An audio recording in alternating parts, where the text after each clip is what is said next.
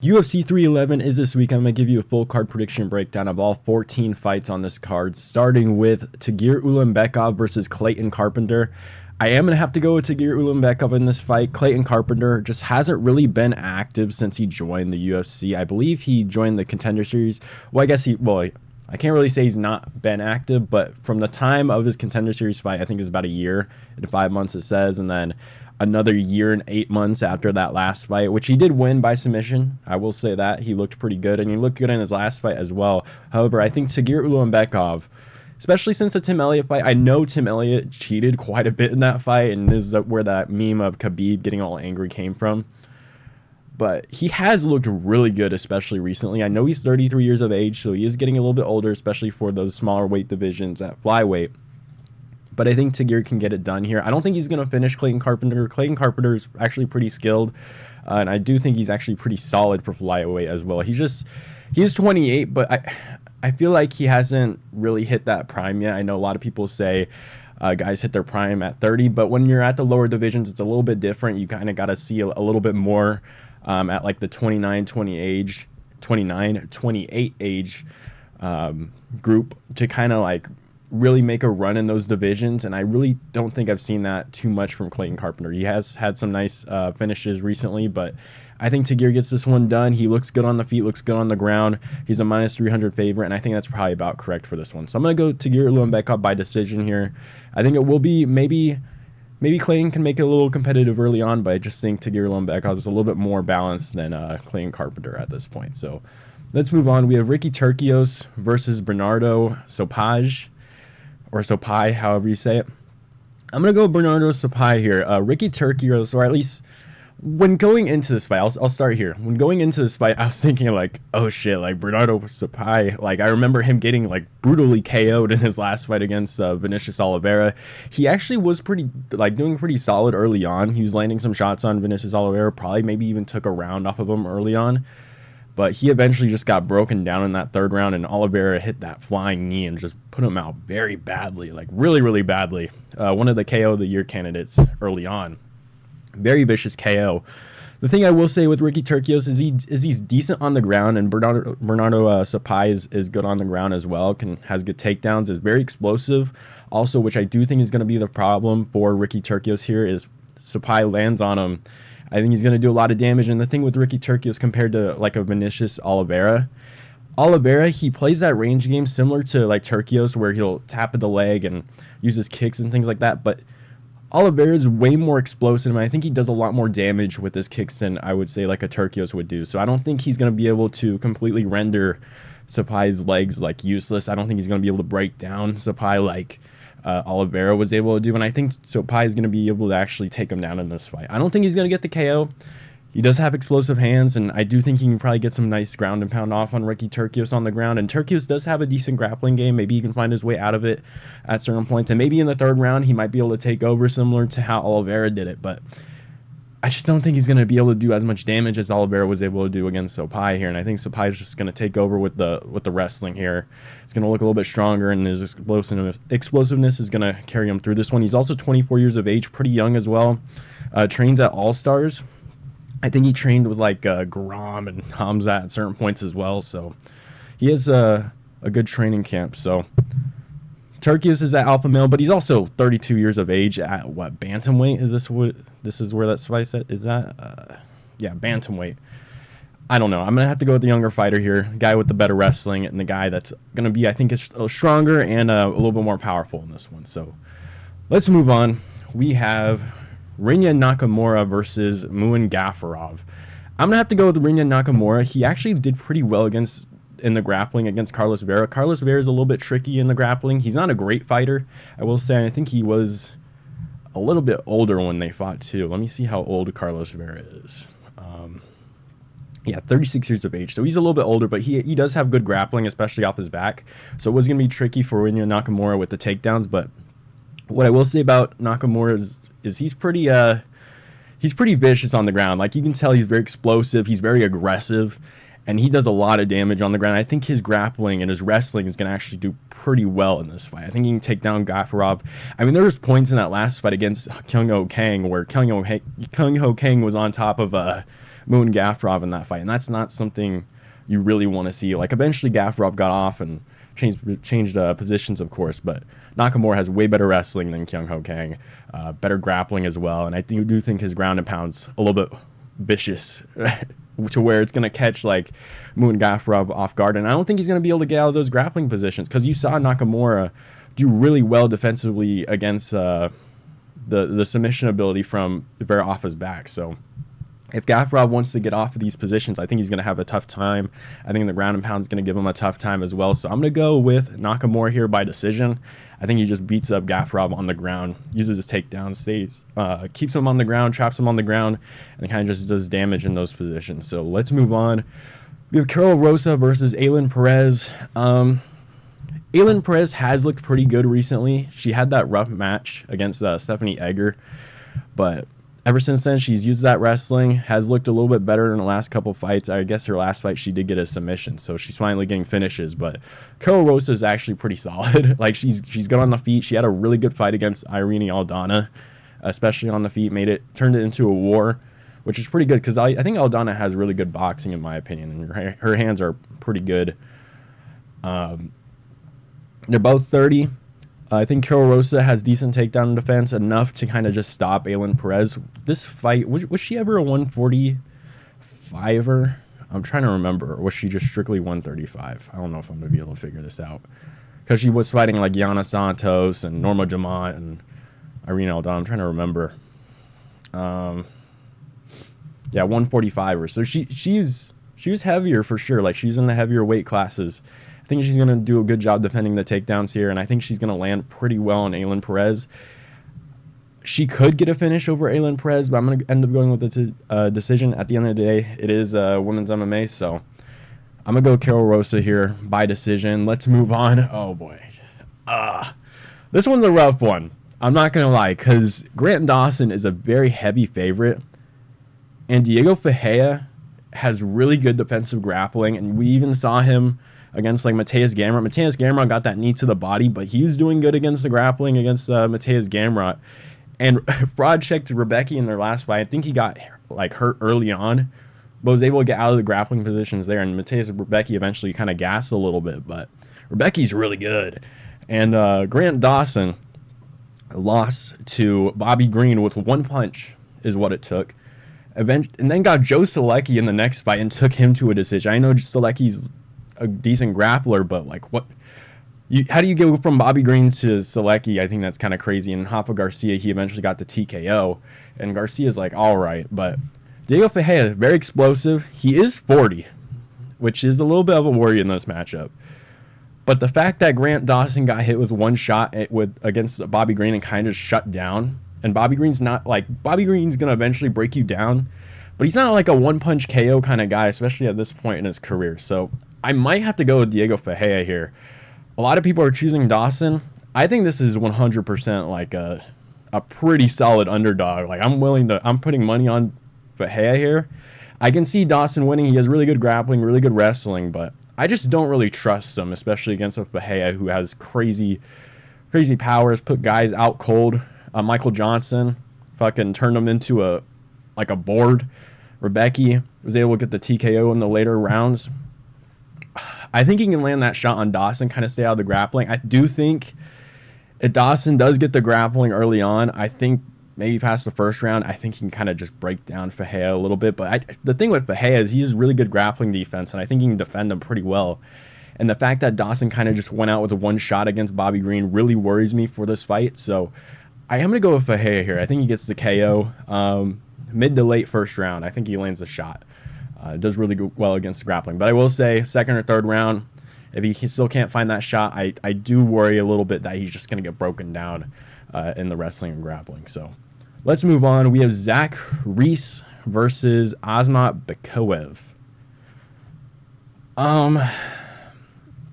This is another fight where I think it's kind of 50-50 in my brain, because Zachary Reese is a good, athletic fighter. He's 30 years of age. He's going to be the older fighter here, which is pretty interesting, but because he is still relatively newer, he's 8-1.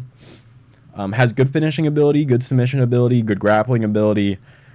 explosive stand-up. His problem is that he keeps his chin up in the air, which does worry me a little bit. And Azamat Bekoev, 18-3, very experienced, younger as well. Will have a 5-inch reach disadvantage and does train at American Top Team, so it's a pretty big gym. So he's fighting pretty experienced guys. Azamat Bekoev, even though it was like a not as skilled fighter, 19-10 is not really, or 19-9 is not really what you want to see, but he put him out cold. He does have KO ability. My only worry is that Zachary Reese is, again, very athletic, very explosive, that maybe Azamat Bekoev might not be able to like hold him down to the ground or land super clean shots, or Zach Reese might be there first.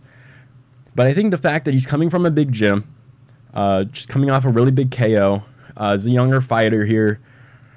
I think this is short notice as well, because there is no predictions on this fight. I guess I can check in a second, but there's no predictions on this fight. I think it is relatively short notice as well.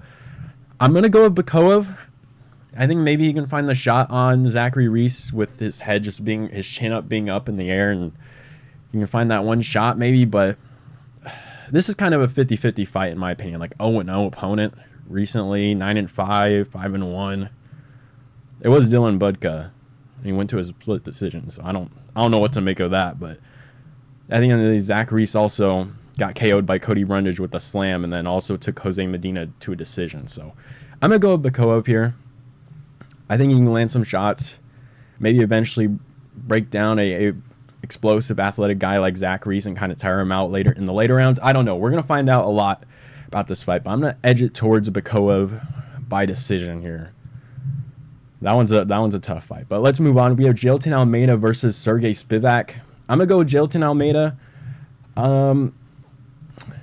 The thing that had Jailton Almeida losing against Curtis Blaydes is that Curtis Blaydes, I think, is a little bit more well-rounded than I think a Sergey Spivak is. Curtis Blaydes has good striking, of course, and I mean Sergey Spivak's striking is okay, and he did get the submission win over Marcin Tybura, which actually looks pretty solid. It's a pretty solid win, and he has had some solid wins, impressive wins at least. Like Derek Lewis, he was kind of ragdolling him a lot, and no one was really doing that to Derek Lewis. I know it is Derek Lewis, and he's a lot older, and he does have good takedown defense, and we saw him get a submission win over Derek Lewis, and Jailton Almeida couldn't even do that to a Derek Lewis on short notice. So I'm going to have to go with Jailton Almeida here. I think kind of sit in a controlled position. I don't know if he submits Sergey Spivak.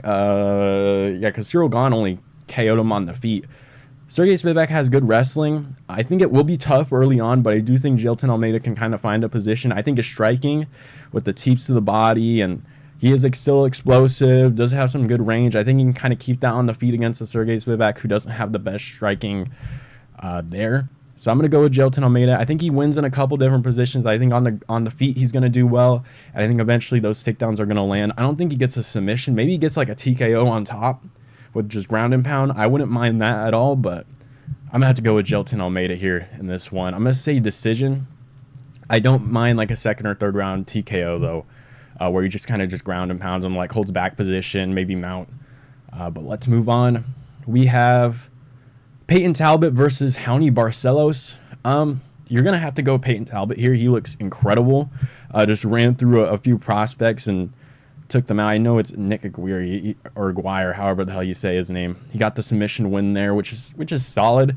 But the big one is Cameron Simon, and he kind of just broke him down, and that's really hard to do against a guy like Simon, who's a pretty good prospect. Got the KO in his last fight as well, but he just looks really good on the feet. You can see the prospect in Talbot, like he's definitely going to be a pretty big name in like at least a year or two. He's a minus 1,400 favorite. Raoni Barcelos is just not the same guy he was a couple years ago, where he was putting on competitive competitive matchups against like higher unranked guys. He's not really doing that anymore, and I do think Peyton Talbot can kind of catch Raoni Barcelos here and get the finish. I know he's coming off a win against Christian Quinones, who I guess is a submission, which isn't even that bad of a win to have. I think it's a solid win, kind of get your feet back under you. But he also got flatline against Umar, which was kind of a weird one because Raoni Barcelos always kind of had like a decent chin and good striking, but he just went out with a left hook when Umar was like faking a takedown or whatever. Peyton Talbot, I think, will just be way too much for Raoni Barcelos here, and I think he does put him out here. I'm going to say late first round, early second round, TKO, KO finish for Raoni Barcelos in this one. Or not Raoni Barcelos, Peyton Talbot, not Raoni Barcelos. Peyton Talbot in this one. Let's move on. We have Bogdan Guskov versus Billy Elikana, I think is how you say his name. I'm going to go with Bogdan Guskov. I think it was his fight against Chuck Campbell. It was a split decision. It was really boring. Billy Elikana doesn't really look high level. I will say Bogdan Guskov has beaten UFC opponents like Ryan Spann, won by KO. Beat Zach Palga. I don't think he's good, but he got the KO there as well. An athletic dude at least. Lost to Volkan Ozdemir, which Ozdemir is actually pretty good, but he's beaten UFC talent. Billy Elikana looks like a decent athlete. I just don't think the skill is necessarily there. And I'm going to take the guy who's beaten more experienced fighters. It is light heavyweight at the end of the day, so anything can happen. But I'm going to have to stick with Bogdan Guskov here. I'm sure he can get the finish as well. That fight against Chuck Campbell, which is the only real one I could really find, at least recently. It was really boring. He didn't look skilled at all. He didn't really look UFC level. So I'm going to go with Bogdan Guskov here by finish, late first round, early second round. Up to the main card, we have Kevin Holland versus Reinier de Ridder.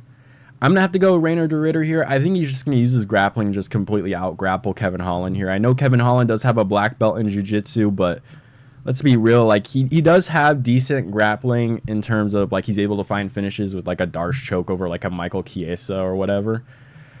But on the ground with a more experienced grappler like a Reinier de Ridder or like maybe even like a Hamzat or whatever it is, they're going to get that position over him and kind of control him. He did lose to Roman Dolidze too, which doesn't look too great. It was a rib injury, but at the end of the day, it is Roman Dolidze. He does have power. He is a little bit skilled, but you kind of expect Kevin Holland to make it a little bit more competitive than that kind of a matchup, but I'm going to go with Reinier de Ridder. I know his last fight against GM3 did not look too great, but at the end of the day, he did beat GM3. How GM3 normally beats his opponents, at least by upset, I think that was actually decently impressive. Like, he was getting beaten up early on in that fight, but the fact he's able to find that submission in the third round, I think is actually pretty impressive, especially over a submission specialist in GM3 who's kind of been able to weather the storm in a lot of his fights and find that finish in the third round. I think that was actually kind of decently impressive to get a submission over him. So I think Kevin Holland is going to do good early on with the striking. However, I just think Reinier de Ridder is just kind of going to break him with the grappling a little bit more here. Find the takedowns and kind of just get Kevin Holland to check out that we kind of seen Kevin Holland do, especially recently in his career, where he knows he's fighting like a grappler or a wrestler, where he just kind of gets taken down and he kind of just gets checked out. Even like on the feet, where he fights a guy that's a little bit more skilled than him, he checks out on the feet as well and is super defensive, and it doesn't end up being that good of a fight. But I just think at this point in his career, I don't know if he has like the dog in him to beat a guy like Reinier de Ridder. So I'm gonna go with Reinier de Ridder here. I don't think he submits Kevin Holland. I just think he controls him on the ground. This is like decently even odds because I think of the last fight against GM3, but I don't think Reinier de Ridder is going to be able to submit Kevin Holland here, but I think he can control him on the ground. Maybe he can find the submission. Kevin Holland has, I guess he kind of toughed it out against JDM. That shouldn't have been a split decision. Same thing with MVP. He got beat up quite a bit against MVP, so he's durable. I don't think de Ridder is going to be able to get the submission against Kevin Holland. So I'm going to go de Ridder here by decision. Let's move on. We have Beneil Dariush versus Renato Moicano. If you would have asked me about this fight maybe, 2 to 3 years ago, I would say 100% Beneil Dariush. However, Beneil Dariush is, I think, on the back end of his career, and it's weird to kind of say that because he's older, or not even that much older, probably like a couple weeks older than Renato Moicano, but Renato Moicano is on the upward trajectory of his career where he's got the momentum coming into this one. He can grapple, but I will say Beneil Dariush's like scrambles and grappling ability is there with Renato Moicano, and I think he can do a good job in those positions. And even Renato Moicano's teammate Mateus Gamera got beaten up pretty badly against Beneil Dariush. But I think Beneil Dariush, his chin, I think it's just gone now. Like, we've seen him have wars before. We've seen him get KO'd, especially early on. But there's fights where he was kind of just dogging it out. But I just don't think that chin's there. And Renato Moicano's stand-up is not great either. So that's what I'm saying. Like, if this is 2 years ago, maybe even a year ago, I think maybe Beneil Dariush can 100% finish Renato Moicano and break him down. But Renato Moicano, I think he just has way more momentum coming into this fight, and I think that's kind of what's just going to guide him in this one. I don't think he submits Beneil Dariush. I think he probably just ends up catching Beneil Dariush on the chin and finding the TKO there and with the ground and pound. I'm going to be completely honest because that's the way I see him winning. Beneil Dariush, I just don't trust his chin. He's probably still explosive with his hands. He's always been kind of wild with his hands. His grappling has always been good. I just think Moicano is a little bit more durable than Beneil Dariush and can take, at least if they dog this one out on the feet a little bit more. I think Moicano can take the punch. I just don't think Beneil Dariush is going to be as durable in this one. So maybe he can survive a little bit on the ground after getting knocked down a couple times, but I think Moicano is going to be able to find the finish. I'm going to go in Moicano late first or second round TKO here. Cuts a nice little promo at the end. Finds himself probably in the top 5, maybe ranked number 6. He's number 7 on Tapology, so I don't know his actual rank on the UFC rankings, but he's just right outside the top 5. He's probably going to get a big matchup soon. We'll see what happens there, but he's got a lot of momentum coming through. I think I picked against Moicano the last couple fights. Jailton Turner probably should have beaten him by KO, but he just didn't get the follow-ups and just completely destroyed Benoit Saint-Denis. So that's what I'm saying. Like, he's beating high-level opponents and finishing them. Beneil Dariush is losing to this higher-level opponents. And it is Charles Oliveira and Arman Tsarukyan, so we'll kind of see how he looks in this fight. But I think Moicano can find the shot, at least get the takedown, or at least hurt him enough and be able to get that takedown and find the ground and pound that way. But I think pure grappling, Beneil probably is a little bit better. Pure striking, Beneil is probably better. But I think Moicano is just durable and can find the chin of Beneil Dariush in this one. So let's move on. Oh boy. We have Jiri Prochazka versus Jamahal Hill. I like them both. I know Jamahal Hill has been talking a lot, but I like Jamahal Hill. I think he has good striking. He has been acting a little bit crazy on Twitter recently, so we'll see how he does in this fight. I mean, there's going to be a lot riding on this fight for him because he is talking a lot after that Ferreira fight. I believe he's coming back from an injury. I can't remember exactly what it was. But Jamahal Hill, this is a fight that was a lot of people were looking forward to. I believe it was scheduled before Jamahal Hill ended up pulling out. It was something like that. Jamahal Hill pulled out, and I think Jiri ended up fighting like Perez or something. I can't remember exactly who it was. This was a while ago, but they were both champions. At a certain point, Jiri vacated the belt, ended up being Glover versus Jamahal Hill. Jamahal Hill completely destroyed Glover. And then this fight was supposed to happen and ended up not happening. And Yuri's coming off a rough KO against Alex Pereira where he kind of just got whooped. I actually picked Jiri Prochazka to win that one, which is kind of rough in hindsight because he did get beaten pretty badly. But I'm going to have to go with Jamahal Hill here. Yuri's just defensively just so bad in the striking. And I don't think he's going to be able to break a Jamahal Hill like he broke Alexander Rakic. And Rakic was doing good early on, especially with the leg kicks. He's actually landing pretty good on Jiri as well, but Jiri just kind of dogged his way through it. And Yuri's just got brutally KO'd by Alex Pereira on a short notice fight. This is 6 months later, so he's probably more recovered after that. But I think a guy like Jamahal Hill, who has really good striking, kind of underrated in that way as well, because we just haven't seen Jamahal Hill. I mean, Jamahal Hill landed a lot of shots just before the stoppage and then just got caught. So he does kind of have that with him, but Jamahal Hill's striking is pretty good, and I just don't see him getting broken by Jiri with the pressure and everything like that. So I'm gonna say Jamahal Hill by KO, second round KO. This fight is pretty near even, and a lot of people are taking Prochazka because I think a lot of it is based on some of the crazy stuff that Jamahal Hill is saying on the internet and all that kind of stuff, and it probably is because he hasn't, outside of like Glover when he won the belt, he really hasn't fought like the same level opponents that Jiri has. Like Reyes was coming off of the Jan Blachowicz fight, which was like I think is to crown the new champ after Jones left, I believe, is what I'll say. And he ended up getting that finish over Reyes. Beat Glover in that crazy fight as well. Pereira, Rakic, Pereira again. So Jiri Prochazka has fought higher level opponents, I will say. But I do think Jamahal Hill's striking is just going to be a little bit better here. I don't think he's going to get broken. I think he's going to be able to find the chin. And I don't know how durable Yuri's chin is going to be in this fight after getting brutally KO'd with a head kick against Alex Pereira a couple times. He got knocked down a couple times, like brutally hurt a couple times in that fight. So I think he's just taking a little bit too much damage, and I think Jamahal Hill is just going to be a little bit more durable than a Jiri Prochazka in this fight. So I'm going Jamahal Hill by finish. I'm going to say second round TKO for Jamahal Hill here. Let's move on. We have Merab Dvalishvili versus Umar Nurmagomedov.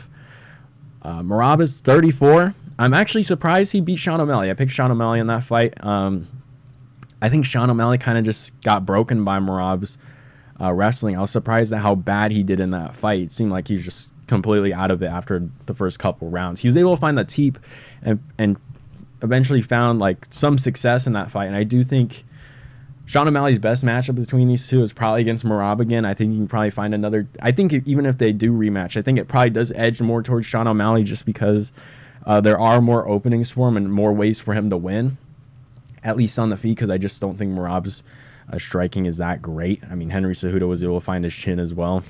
And Henry Cejudo, his striking has always been pretty solid, and Merab's wrestling and control has gotten a lot better, but Merab's striking is definitely a little bit of a problem in his fights. So I'm going to go with Umar. I think he has better control, better grappling, better stand-up, and does have a good wrestling base to where Merab taking him down won't limit his stand-up game, or he won't be able to control an Umar on the ground the entire fight. I think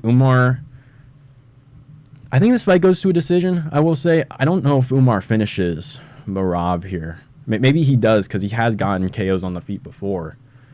I think it's just going to be very interesting because we do have two wrestlers here.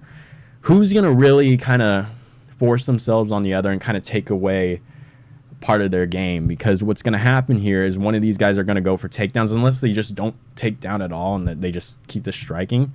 One of them is going to be the aggressor here, and it's going to eliminate half of the other person's offense. But the thing with Merab is if he's the aggressor and tries to take down Umar Nurmagomedov, I don't think that really limits Umar's game because I think he's going to stuff all the takedowns. His striking is still going to be, I think, levels better than Merab. And the thing with Merab is he was able to just land those takedowns on Sean O'Malley. But Sean O'Malley eventually found that shot on the feet and was hurt Merab to the body later on in that fight. So I'm just going to have to go with Umar. I think he's a little bit more well-rounded, especially at a higher level. Striking is going to be better. Wrestling, I think, is probably at a similar spot. The thing with Merab is he's kind of had that pace, but Umar can definitely find his shots on the feet and damage Merab and kind of stuff enough takedowns to where Merab is going to probably have a couple problems on the feet, especially keeping that pace. And I think we might just see Merab just get batter a little bit more. Maybe he tries to keep this one in the clinch and Umar's just a little bit too strong and he can't do that. Tries to take down Umar, can't do that. And I think it's just going to be to the point where it's just going to be a striking battle. And I think Umar wins this one and maybe eventually takes over and takes down Merab and controls him on the ground and gets good grappling positions on the ground as well. So I'm going to go Umar here. Probably 49-46 decision. I think it's going to be relatively dominant here. Again, Merab's a little bit older. I never thought too much of his wrestling. I always felt like his control was not that great. Like in comparison to Aljo, he always kind of just had his pace. Like at the end of the day, you land the most takedowns on a Petr Yan, but you also failed a bunch of takedowns against Petr Yan. So I never thought too much of his control. I thought a lot of it was just pace and holding guys up against the fence and just being strong in that way. But I do think Umar has a better grappling ability, has the better ability to control guys on the ground, find submissions on the ground. Strong also, good striking. I just think he's going to be a little bit more well-balanced than Merab is going to be in this fight. So I'm going to go with Umar. Dominant decision here.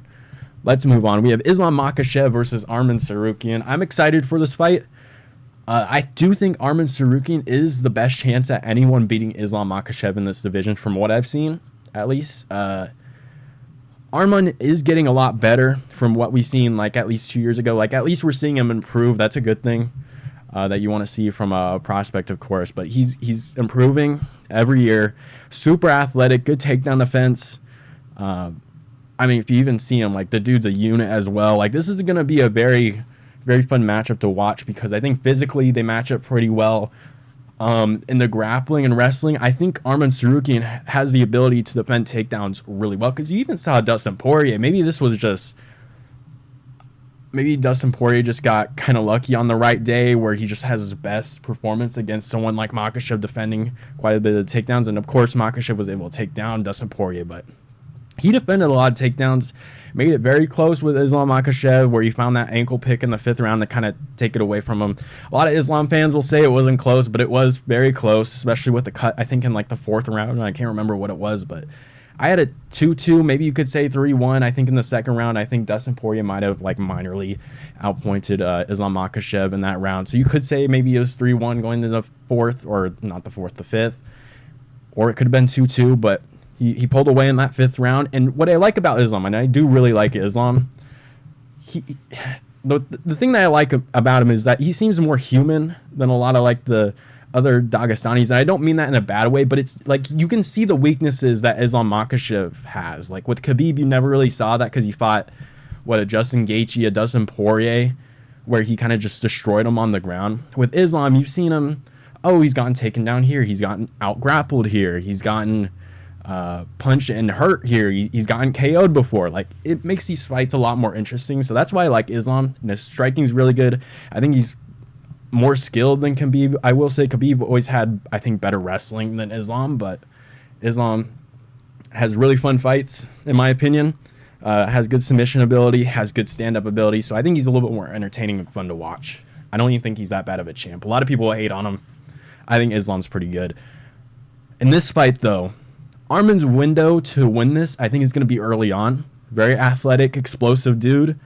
However, he's always, I don't want to say he's always had this problem, but I can see him gassing out in a 5-round fight later on, especially with the wrestling ability of Islam. I think the window to actually beat Islam was probably during that Oliveira fight. And Oliveira, I mean, just one of the worst performances of his career and looked really rough there. But that was the window to beat Islam. Ever since then, Islam has looked really, really good. The window to beat Islam in this fight is going to be early on. Arman's going to be able to defend all his takedowns, but I think at a certain point, it's just not going to happen anymore.